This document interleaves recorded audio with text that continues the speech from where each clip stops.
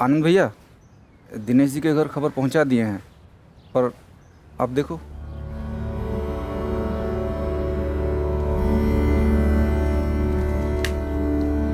वासुदेव,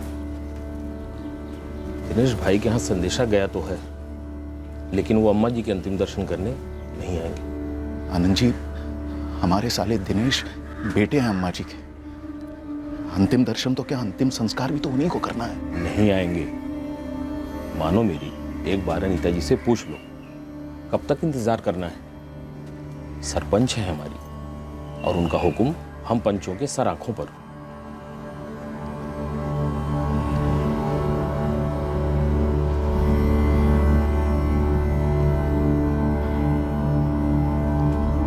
अनीता, दिनेश भाई के यहाँ संदेशा तो गया है,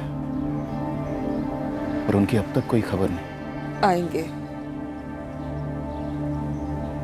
इकलौते भाई हैं हमारे, अम्मा अब्बा का इकलौते बेटे। इंतजार करते हैं।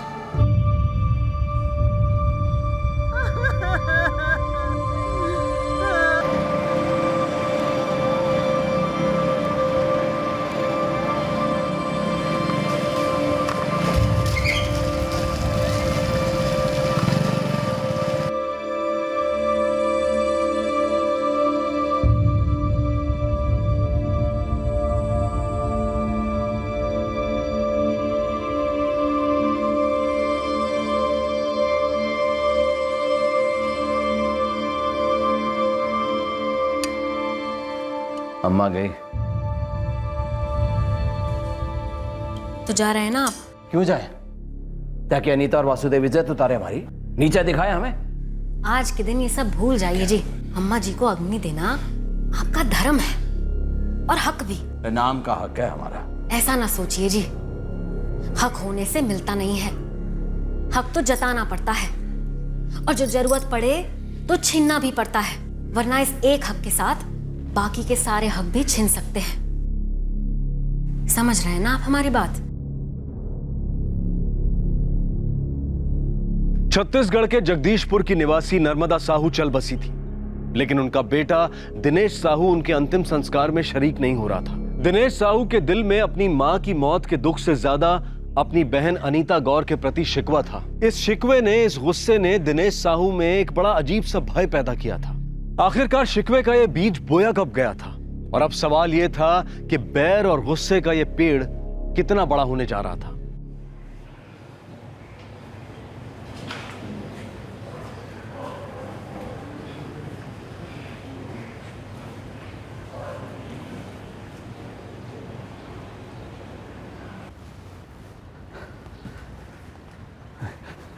डॉक्टर साहब, वंदना कैसी है? हमारा बच्चा? दिनेश जी, लड़का हुआ है, लेकिन माफ कीजिए, हम वंदना जी को नहीं बचा पाए। ये नहीं हो सकता। देखिए, खून बहुत बह चुका था और खतरे के बारे में हम सबको पता ही था। आखिरकार सिजरिन यानी ऑपरेशन करना पड़ा।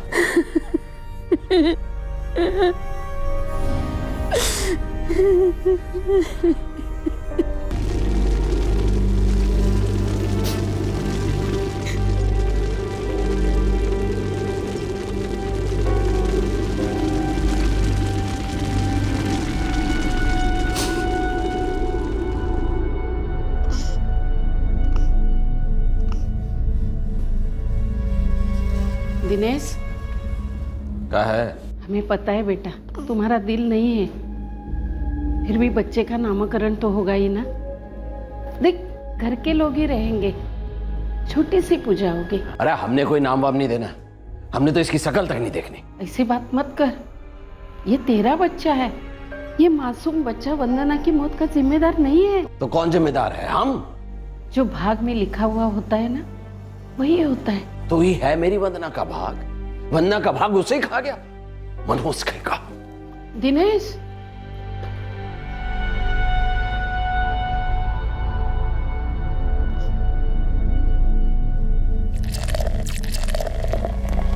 गले लगाना तो दूर, दिनेश बच्चे को देखता भी नहीं है बहुत ज्यादा पीने लगा है। दिनेश भाई साहब ऐसा क्यों कर रहे हैं? ये गलत बात है। इस बच्चे का क्या कसूर है इसमें? अम्मा जी, अगर आप चाहें तो हम एक बार बात करें दिनेश भाई साहब से। ना ना दामाद जी, कम से कम आप बीच में ना पड़ो तो अच्छा है। कहीं उल्टा सीधा बोल दिया तो।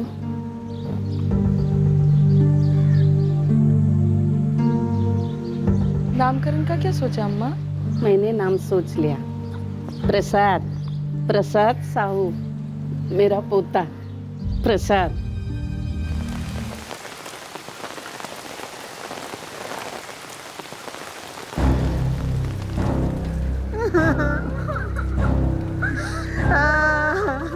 माँ, नहीं आएंगे दिनेश मामा।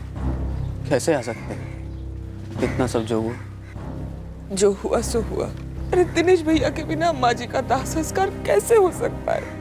बाबा, माँ कह रही थी दादी माँ नहीं रही।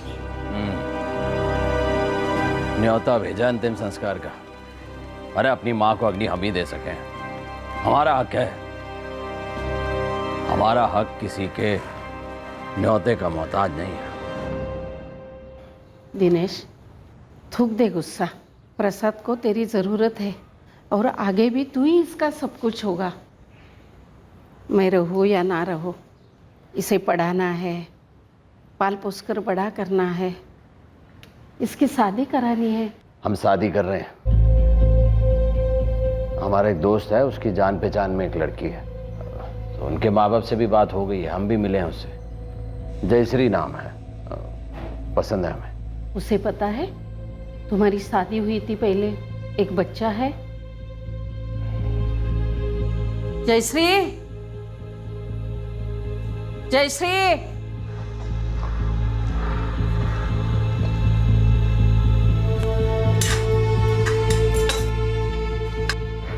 कब से बुला रही हूँ? 1 घंटा हो गया। प्रसाद के लिए दूध लाने के लिए बोला था। अम्मा जी, इस बच्चे की जिम्मेदारी आपने ली है, पूरी की पूरी आप ही उठाई है। ये बच्चा दिनेश का है तो तुम्हारा भी हुआ? बिल्कुल नहीं। हमने कभी नहीं कहा था कि हम इस बच्चे को अपनाएंगे। जब हमारे पति अपनी पहली बीवी से हुए इस बच्चे का बाप नहीं बनना चाहते तो हम माँ काहे बने? हमें लगा था दिनेश की दूसरी शादी होगी तो सबका भला होगा, बच्चे को माँ का प्यार मिलेगा और दिनेश भी बच्चे को अपनाएगा। लेकिन यहाँ तो उल्टी गंगा बह रही है। जयश्री बच्चे को अपनाने के लिए तैयार नहीं और दिनेश दिन ब दिन प्रसाद से दूर जा रहा है। अनीता, सोचो, अगर आज ये हाल है तो उनका खुद का बच्चा होगा तो क्या होगा? लाला, हाँ? ये है हमारा बेटा, हमारा असली खून। गौरव नाम कैसा रहेगा? बहुत अच्छा रहेगा। हमरा पहला बेटा गौरव। गौरव दिनेश साहू। गौरव दिनेश का दूसरा बेटा था, लेकिन दिनेश अपनी पहली शादी से हुए पहले बेटे प्रसाद को अपना बेटा मानने को तैयार ही नहीं था। दरअसल गौरव के आने के बाद दिनेश साहू प्रसाद से और ज्यादा गुस्सा होने लगा था और अपनी मां नर्मदा से भी। जैसे जैसे वक्त बीतता गया, नर्मदा के लिए अपने ही बेटे और बहू के साथ घर में रहना मुश्किल होता गया। अम्मा हमारे साथ यहाँ आकर रहने से इनकार कर रही है। कहती है वही उनका घर है जो हमारे बाबा ने बनाया था। कहती है उस घर पर हक है उनका। हक तो है अनीता, पर इस हक को लेकर सबसे बड़ा दुख ये होता है कि इसकी मांग सिर्फ तब होती है जब हमारे अपनों के बीच अनबन होती है। जब सभी लोग प्यार से मिलजुल कर एक साथ रहते हैं तब हक की बात कोई नहीं करता। अम्मा जी, आप जो प्रसाद के लिए दुनिया भर की खुशियां ढूंढ रही हैं ना, वो बाहर दुनिया में ही मिलेंगी। मतलब तुम हमें घर से बाहर जाने के लिए बोल रही हो? घर से बाहर निकाल रही हो? तो क्या गलत बोल रहे हैं? आप जो चाहती हैं वो ना होगा हमसे। जयश्री बिल्कुल सही कह रही है। हम बाबूजी के इकलौते बेटे हैं, ये घर हमारा है। तुम्हारे बाबूजी हमारे पति थे, ये शायद तुम भूल गए हो। इस घर पर मेरा भी हक है, इसलिए तुम दोनों मुझे घर से बाहर नहीं निकाल सकते हो। अम्मा जी, इसका मतलब आप हमें घर से निकाल रही हैं? ये हमारे और हमारे बेटे के बीच की बात है। तुम ना बोलो तो ही अच्छा है। वैसे सारी आग तुम्हारी लगाई हुई है। आग तो अनीता की लगाई हुई है अम्मा, हमें सब पता है। हम कुछ बोल नहीं रहे, इसका मतलब है मत समझो हमें कुछ नहीं पता। उसी की जुबान बोल रही हो ना। होगी वो पंचायत की सदस्य है, इसका मतलब ये नहीं कि इस घर पर अपनी गंदी राजनीति चला। उसे कहो अपनी गंदी राजनीति अपने दफ्तर ही रखे, यहाँ की एक ईंट पर भी उसका हक नहीं। वो इस घर की कभी बेटी थी, हमने दे दबा के उसको विदा कर दिया। उसको कहो इस घर पे नजर भी ना रखे। अभी ये घर हमरा है, हम कहीं नहीं जाने वाले हैं। अगर इस घर से कोई जाएगा ना तो तुम दोनों जाओगे।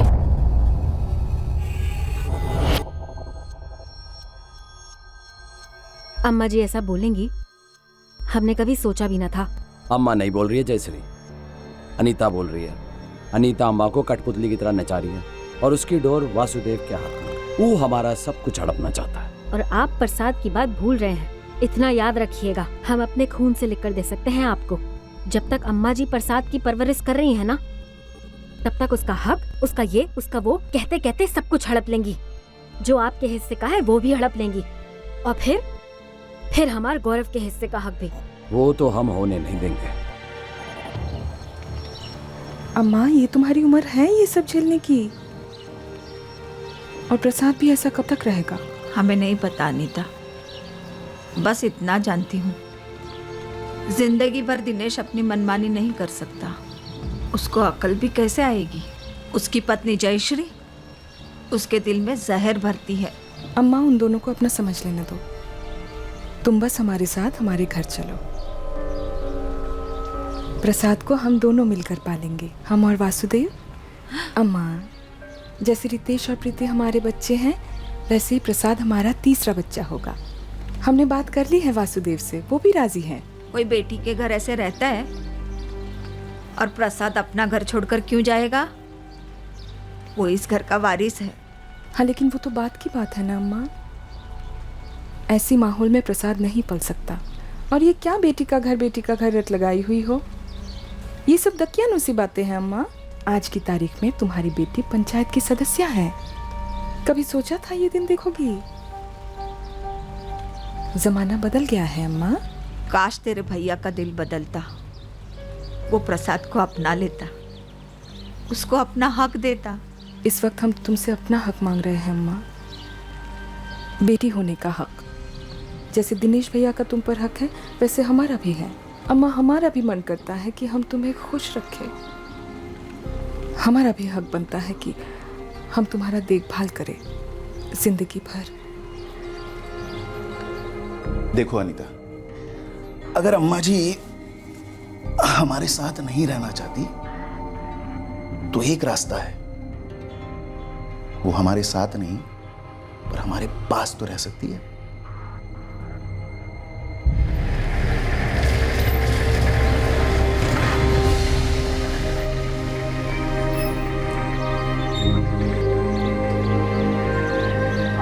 भाई सामान जरा उतार देना, लेकिन धीरे से। आइए अम्मा जी, आराम से हाथ दे दीजिए। अम्मा जी, हम एक ही घर में तो नहीं होंगे, फिर भी एक साथ ही रहेंगे। आप यहाँ से आवाज देंगी तो अनीता और मैं वहां सुन लेंगे। और हाँ, आजा बच्चा, ओए नहीं रोते नहीं। अम्मा जी, आज से प्रसाद हमारा तीसरा बच्चा रहेगा। वो आप ही के साथ, पर माँ बाप होंगे हम।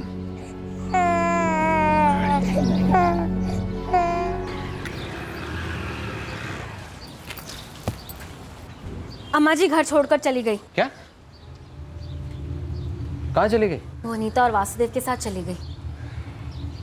जरूर उनकी चाल है। अरे अब क्या चाल चलेंगे? अम्मा जी खुद अपनी मर्जी से गई है।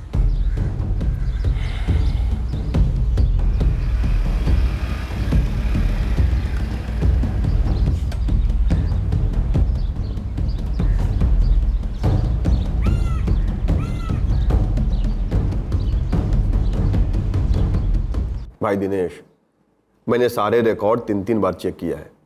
तुम्हारी कोठी, तुम्हारे खेत, सब कुछ तुम्हारे बाबूजी के नाम पे ही है। मतलब हमारा है ना? हाँ भाई, पिताजी की जायदाद में पहला हक तो बेटे का ही होता है ना। एक बात बताओ प्रदीप भैया, इस जगदीशपुर में पहले पंचायत में सिर्फ मर्द होते थे, अब औरतों के लिए भी जगह हो गई है। तो ये हमारी जायदाद के लिए तो नहीं हो सकता कहीं? जो मेरा घर है, जमीन है, उसमें हमारी बहन अनीता हिस्सा मांग ले। देखो भाई, ये सब जो है कानूनी बातें हैं। मेरा काम है सिर्फ ऊपर से आए ऑर्डर पे अमल करना। हम कौन सा ऑर्डर बदलने को कह रहे हैं, हम तो पूछ रहे हैं ऐसा। देख भाई दिनेश, हक जो है ना अदालत साबित करती है। जताने को कोई भी जता सकता है, कोई भी दावा कर सकता है। मतलब तो जो हमारा घर है, जमीन है, उसमें हमारी बहन हिस्सा मांग सकती है। यदि अम्मा जी चाहें तो अनीता जी को एक हिस्सा मिल भी सकता है। अम्मा जी का हक ज्यादा है या हमारा? यार ये पूरा चित्रपुर और जगदीशपुर जानता है कि तुमने अम्मा जी को घर से निकाल दिया है। अरे बकवास है प्रदीप भैया, अपनी मर्जी से गई है, हमने थोड़ी ना निकाला उन्हें। तो घुमा फिरा के बात तो वही है ना यार। पूरा गांव अभी अनीता जी और उनके पति का गुणगान कर रहा है। बेटी होके भी उन्होंने बेटे का फर्ज निभाया है। तुम्हारी बूढ़ी माँ और तुम्हारे पहले बच्चे की जिम्मेदारी उठा रही है वो, और बात भी सही है। जब हमारी बहन अनीता है ना, उसकी चाल सही है। चालाकी तो कोई उससे सीखे। अब इसे चाल कहो या जो भी कहो, लेकिन सच्चाई यही है कि आज अनीता जी ही अम्मा जी की देखभाल कर रही हैं, और अनीता जी पंचायत की सदस्य भी हैं।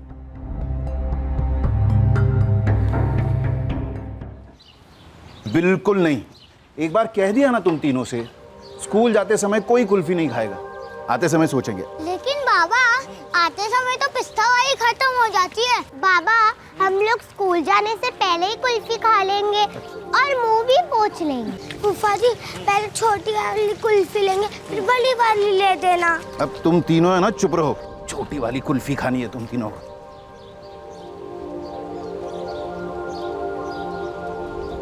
अच्छा अम्मा, हम चलते हैं। अरे आजकल तो तू पंचायत की हो गई है। अभी कहाँ अम्मा, 4 महीने में पंचायत की चुनाव है। इस बार तुम्हारे दामाद नहीं लड़ रहे हैं ना? क्यों? अरे इतना अच्छा काम कर रहे हैं, लोग इज्जत करते हैं। लेकिन उनको भी अपनी टीचरी पे ज्यादा ध्यान देना है। तो बोले अनीता, इस बार तुम लड़ लो। अरे वाह, तो तू सरपंच बनेगी? अब लोगों की अगर मर्जी होगी तो जरूर बनूंगी। उन्होंने इतने अच्छे अच्छे काम किए हैं, उसी को आगे बढ़ाऊंगी। मेरी बेटी इतनी होशियार और होनहार कब हो गई पता ही नहीं चला। आज अगर तुम्हारे बाबा होते बहुत खुश होते। तुम तो खुश हो ना? बहुत खुश हूँ। बस मेरे लिए इतना ही मायने रखता है। अनीता सरपंच बनी, बच्चे बड़े होने लगे, सालों बीत गए, लेकिन उस दौरान दिनेश एक बार भी अपनी मां नर्मदा या अपनी पहली शादी से हुए बेटे प्रसाद को देखने तक नहीं आया।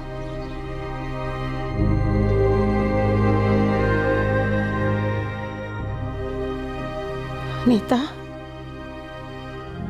अगर मैं यहीं से चली जाऊं तो मुझे कोई दुख नहीं होगा बेटी।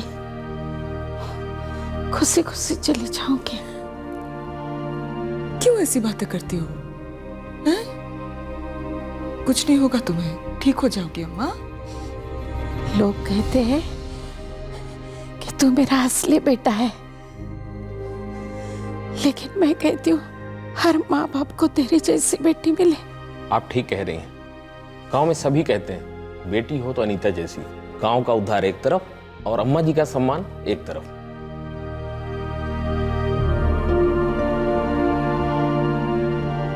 जब अनीता की मां नर्मदा चल बसी तब अनीता गांव की सरपंच थी और बहुत लोकप्रिय भी थी। 19 साल बीत गए थे। दिनेश ने नर्मदा और प्रसाद का मुंह तक नहीं देखा था, और अब नर्मदा का शव आंगन में पड़ा इंतजार कर रहा था कि कब दिनेश आएगा और कम से कम अपना आखिरी कर्तव्य निभाएगा। वासुदेव भैया, हम और इंतजार नहीं कर सकते। नहीं आएंगे दिनेश भैया।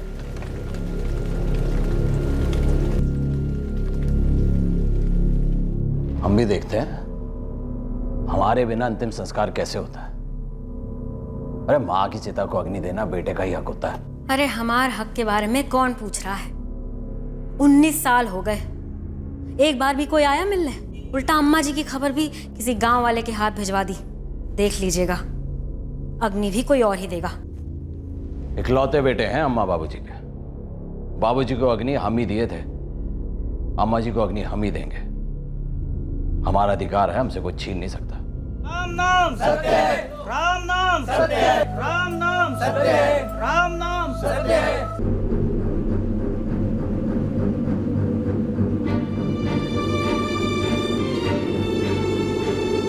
मृत्युंजय महादेव त्राहि मां शरणागतम जन्म मृत्यु जरा व्याधि पीड़िते कर्म बंधने ही। अनीता जी और इंतजार ना करें। हक है दिनेश भैया का। वैसे भी नर्मदा जी की अंतिम इच्छा यही थी। आनंद, अनीता से कहो हमारा अंतिम संस्कार वही करेगी। आपको कुछ नहीं होने वाला। अभी तो आपको रितेश, प्रीति और प्रसाद की शादी देखनी है। हमें इतना लालच नहीं है। वासुदेव और आप सब लोगों ने हमारे लिए बहुत कुछ किया है। हमारा बेटा होते हुए भी उसने कुछ नहीं किया। प्रसाद को एक बार मिलने के लिए भी नहीं आया। अनीता ही हमारे लिए सब कुछ है। वही हमें विदा करेगी। जम्बूद्वीपे आकाश मार्गे धर्मराज लोके प्रेतस्य प्रेतत्व मुक्त्यर्थम उत्तमो उत्तम फल प्राप्त्यर्थम ते मया दीयते तव प्रतिष्ठता खंडे अर्यावर्तैकदेशे जम्बूद्वीपे आकाश मार्गे धर्मराज लोके प्रेतस्य प्रेतत्व मुक्त्यर्थम।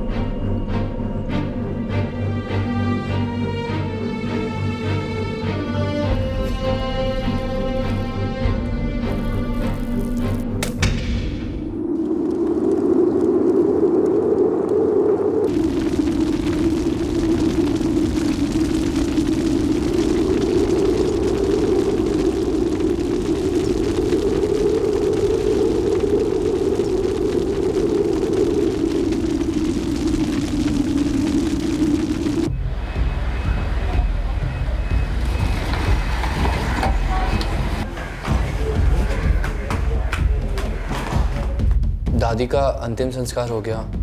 दादी माँ को अग्नि अनीता बुआ ने दी है और 13वीं भी वही करेंगी। इंतजार नहीं हुआ हमारा। दुनिया को बोलेंगे हम तो आए ही नहीं। अब जताएंगे सारे हक। बड़े सात्य लोग हैं, ये चाल है उनकी।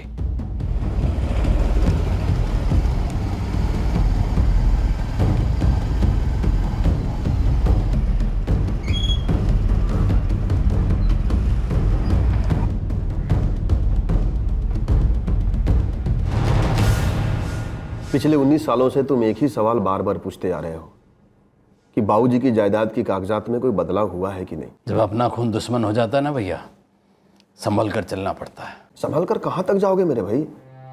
तुम्हारे बाबूजी को गुजरे हुए पूरे 30 साल हो चुके हैं और तुम्हारे माता जी को गुजरे हुए एक दिन भी पूरा नहीं हुआ है। कुछ भी नहीं बदला है, न कागजात न तुम। हमारी बहन बदल गई है, चलाक लोमड़ी। अगर सच में कुछ बदला है ना तो तुम्हारे अम्मा जी की जिंदगी बदल गई, खास करके उस दिन से जिस दिन से उन्होंने अनीता जी के साथ रहना शुरू किया है। अरे वो हमारी बहन की चाल थी और अब खुद ही क्रियाक्रम करके वो इंतजार कर रही थी, हम भी कर रहे थे। कितने संदेशे भेजे गए तुमको, आए ही नहीं तुम। लाश को घर में कब तक रखा जा सकता था भाई? और वैसे भी नर्मदा जी की आखिरी इच्छा थी कि उनका अंतिम संस्कार उनकी बेटी अनीता जी ही करे। अरे वो कहानी अनीता ने अम्मा जी को सिखाई थी ताकि बाबूजी की वसीयत में जो अम्मा का हिस्सा है वो उसे मिल जाए। ऐसा होता है ना? बताओ, ऐसा वो कर सकती है? करने को अनीता जी बहुत कुछ कर सकती हैं, लेकिन इस वक्त वो सिर्फ एक ही चीज कर रही हैं। तुम्हारे अम्मा जी की 13वीं की तैयारी। कल तीज नहाने की रस्म भी अदा होगी। अगर सरपंच अपनी पूरी ताकत लगाए तो कागज बदलवा सकती है ना, इस सही को गलत कर सकती है ना। तुम्हारी बहन सरपंच अनीता जी क्या सही करेंगी क्या गलत, ये उनकी जिंदगी है, मैं कुछ नहीं बोल सकता। मैं सिर्फ इतना बोल सकता हूँ कि तुम सही जिंदगी नहीं जी रहे हो मेरे भाई। तुम्हारे अंदर अनीता जी के खिलाफ नफरत कूट कूट के भर गया है और वो नफरत तुम्हें डरा और दबा कर रखती आई है। अब ये डर तुम्हें कहाँ तक लेके जाएगा, तुमसे क्या करवाएगा, मैं इसके बारे में भी कुछ नहीं बोल सकता। कागजात बदल देगी ना अनीता? शायद बदलने की जरूरत ही ना पड़े, क्योंकि नर्मदा जी अनीता जी को बेटी के साथ साथ बेटा भी मानती थी।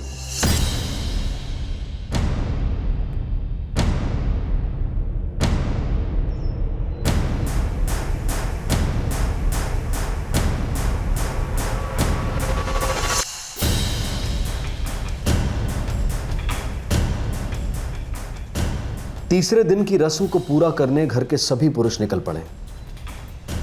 वो नर्मदा साहू की अस्थियां विसर्जन करने जा रहे थे। दूसरी तरफ घर की औरतें अलग से तालाब के लिए निकल रही थीं। ऊपर से सब कुछ सामान्य लग रहा था, पर हवा तंग थी, मानो कुछ होने वाला था।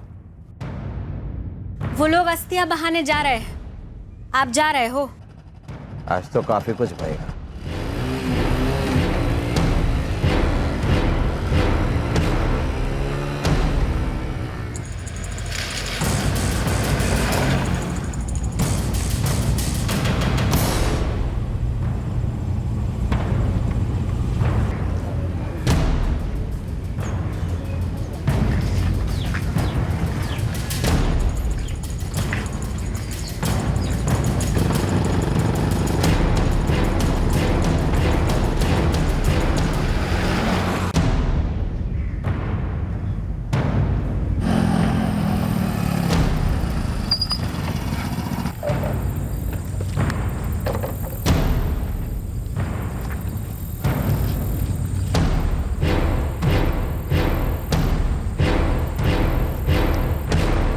ओम ध्वा अंतरिक्ष शांति, पृथ्वी शांतिरपाय शांति, औषध्या शांति, वनस्पत शांति, विश्वदेवाय शांति, ब्रह्मा शांति।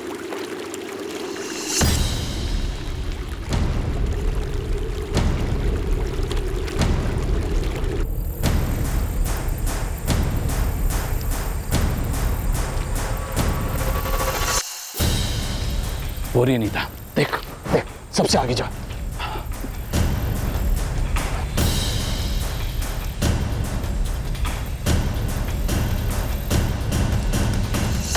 आंखों में खून उतर आया था, कोलाहल मचने जा रहा था, पर असल कोलाहल तो दिनेश साहू के मन में मचता आया था कई सालों से, जो आज खून चखने जा रहा था। इतने सालों से दिनेश एक भय, एक भ्रम से घिरा था कि उसकी बहन उसकी सारी जायदाद हड़पने की फिराक में है। दिनेश के दृष्टिकोण से यह लड़ाई एक जंग थी, उसके हक की जंग।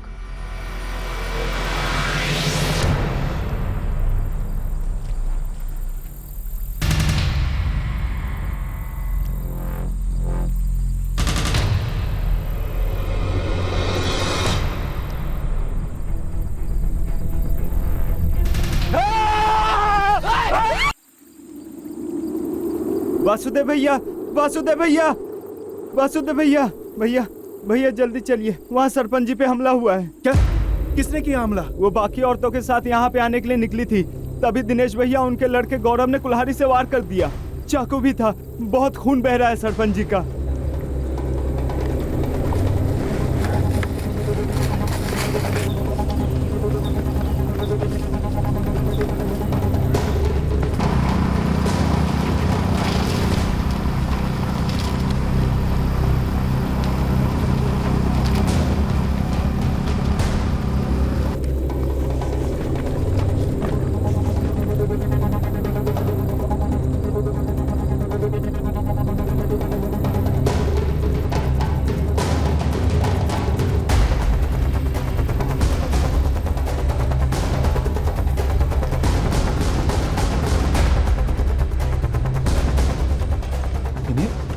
दिनेश,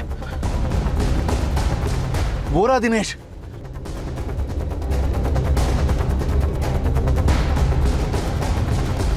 किसी को नहीं छोड़ना बेटा, सबको काट डालेंगे। जिसने हमारा हक मारा है सबको हम खत्म कर देंगे। जमील, गाड़ी तेज चलाओ, रोको मत। उनके हाथों में हथियार है और सर पे खून सवार है। अपने शीशे सारे ऊपर कर दो। जमील, तेज चलाओ।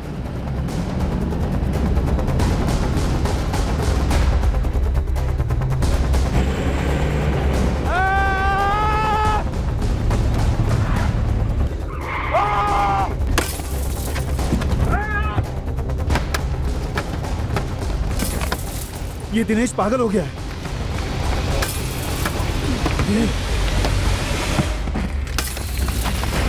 गाड़ी तेज चलाओ।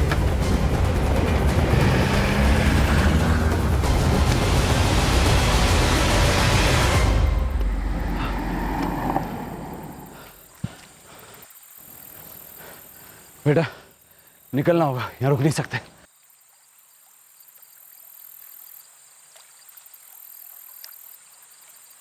जीवन दीप्ति अस्पताल लेकर गए हैं सरपंच जी और उनकी बेटी प्रीति को। साहब बहुत बेरहमी से काटा, बहुत खून बह रहा था। अब सभी ने देखा हमलावरों को। साहब, सरपंच जी का भाई दिनेश और उसका बेटा गौरव था। दिनेश के हाथ में कुल्हाड़ी थी और गौरव के हाथ में चाकू था साहब। हम तो तालाब की तरफ जा रहे थे साहब, पता नहीं कहां से अचानक बाप और बेटे आ गए। ना कुछ बोला ना कुछ कहा, सीधे हमला कर दिया अनीता जी पर। अनीता और प्रीति कहाँ है? जीवन दीप्ति अस्पताल लेकर गए हैं दोनों को। लेकिन ये आप वासुदेव गौर, अनीता गौर के पति? जी साहब, ये दिनेश और गौरव ने हम पर भी हमला किया। वो हमारे लिए घात लगाए बैठे थे रास्ते पर हथियार लेकर। जब हमने गाड़ी नहीं रोकी तो गाड़ी पर भी पथराव किया उन लोगों ने। कहाँ हुआ पथराव? ये इसी रास्ते पर। नावे जंगल में फैल जाते हैं इससे पहले कि वो लोग इलाका पार कर जाए। और सर मैं एक टीम दिनेश साहू के घर भेज देता हूँ, शायद वहाँ से कहीं और भागने का प्लान हो उसका। मूव।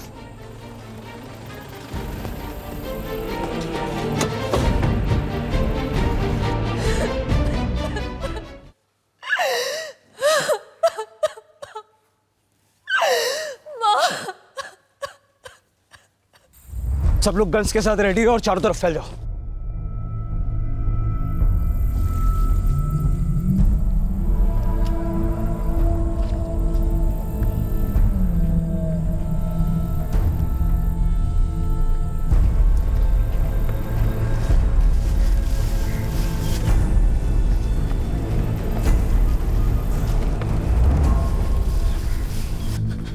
प्रीति, प्रीति, बाबा, प्रीति कहाँ है तुम्हारी माँ? कैसी है वो? प्रीति बोलना, कैसी है तुम्हारी माँ? बाबा, माँ अब नहीं रही बाबा, उन लोगों ने माँ को मार दिया।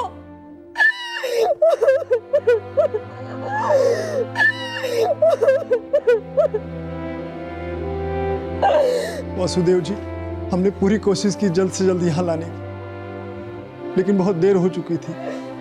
डॉक्टर साहब ने कहा कि खून हद से ज्यादा बह गया है, इसलिए।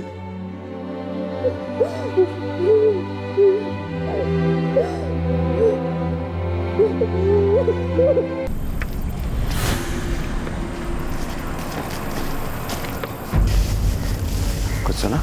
हाँ बाबा, शायद कोई आ रहा है।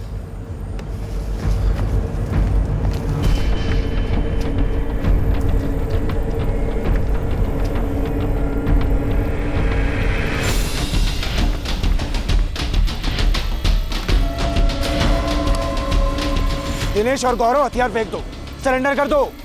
डॉक्टर साहब, हमारी आपसे कोई दुश्मनी नहीं है, लेकिन अगर आपने रोका तो हमारे हथियार नहीं रुकेंगे। बेवकूफी मत करो, एक जुर्म कर चुके हो, तुम्हें गोली मारने में मुझे कोई मुश्किल नहीं होगी। वासना ना कह देते, मार देंगे हम, मार देंगे हम, किसी को छोड़ेंगे। पीछे हट, काट देंगे यहीं पे, पीछे हट, काट देंगे, हम बता रहे हैं, हम छोड़ेंगे नहीं किसी को। पीछे हट, पीछे हट,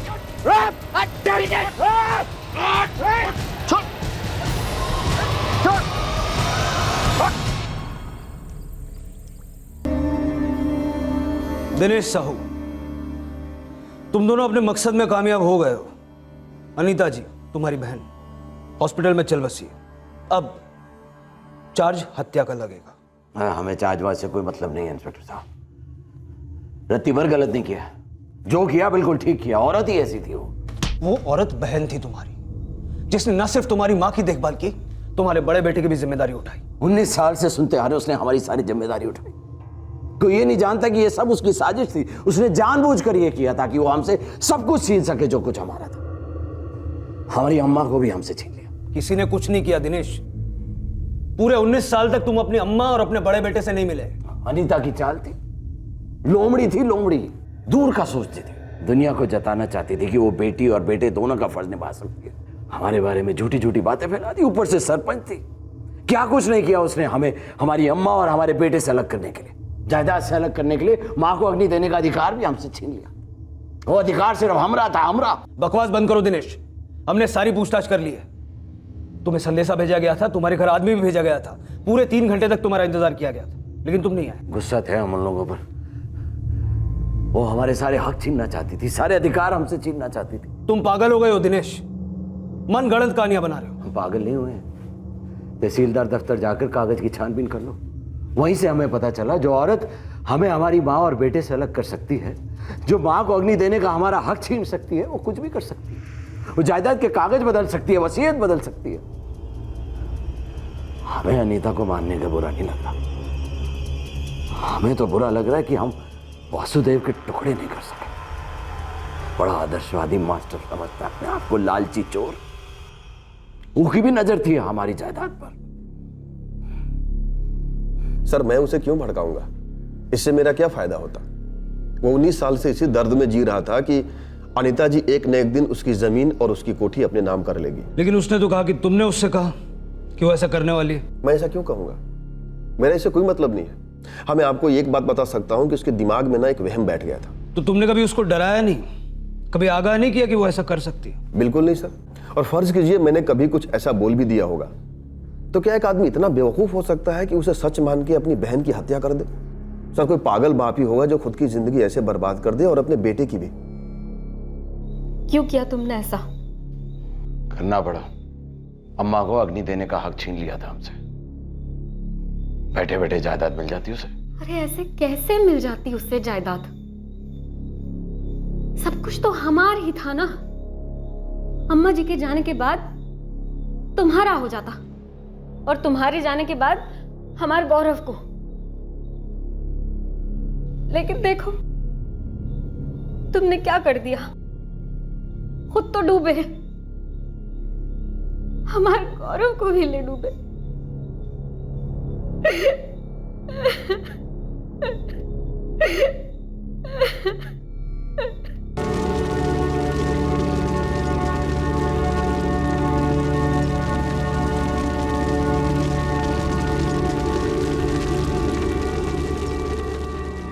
दिनेश साहू और उसके बेटे गौरव साहू को आईपीसी की धारा 302 के तहत कत्ल के इल्जाम में गिरफ्तार किया गया है।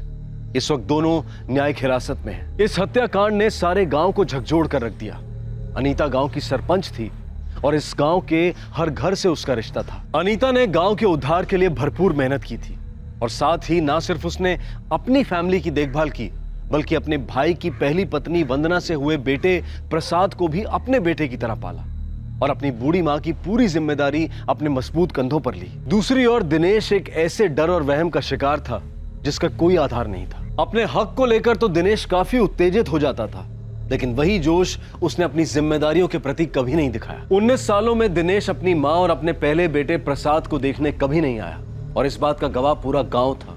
और अब इतना बड़ा संगीन जुर्म करने के बाद उसे कोई पछतावा भी नहीं था। बड़े दुख की बात है कि अनीता गौर को इस तरह अपने भाई के हाथों अपनी जान गंवानी पड़ी। पारिवारिक रिश्तों में आपसी गिले शिकवे, गुस्सा, जलन, मनमुटाव, ये सारी भावनाएं लंबे अरसे तक छुपाई जा सकती हैं। ये भावनाएं आपको ऐसी यातनाएं दे सकती हैं कि जिनके सामने बाहर की दुनिया द्वारा दिया गया दर्द, तकलीफ, टेंशन बहुत ही फीका लगने लगता है। अक्सर हमारे प्रोफेशनल फील्ड के उतार चढ़ाव या वहां के लोगों के साथ अनबन का सामना करना आसान होता है, लेकिन पारिवारिक झगड़ों को सहन करना असहाय हो जाता है। पर ऐसा क्यों होता है? आपसे फिर मुलाकात होगी क्राइम पेट्रोल सतर्क में एक और नए केस के साथ। तब तक अपना ख्याल रखें, सुरक्षित रहें, स्वस्थ रहें और याद रखें, सही वक्त, सही कदम, सतर्क रहें। जय हिंद। ऐसे और भी मजेदार वीडियो के लिए हमारे चैनल को लाइक, शेयर और सब्सक्राइब करें।